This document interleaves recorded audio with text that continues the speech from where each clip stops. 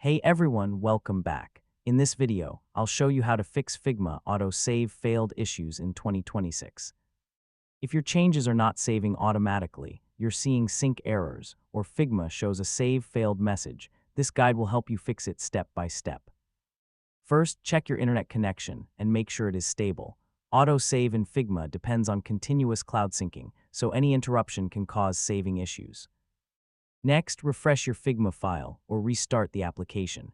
Temporary glitches can sometimes block the auto-save process. Now make sure you are signed in to the correct Figma account. If you're logged into a different account, your changes may not sync properly. Next, check if Figma is experiencing any server issues. Sometimes auto-save problems happen due to temporary service outages. Now reduce large changes or heavy edits in your file. Very large files or complex components can sometimes slow down syncing.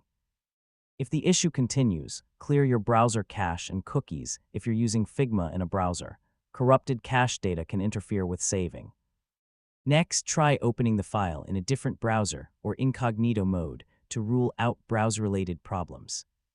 Now disable VPNs, proxies, or browser extensions that may block Figma's connection to its servers. If you're using the desktop app, update it to the latest version to fix known syncing bugs.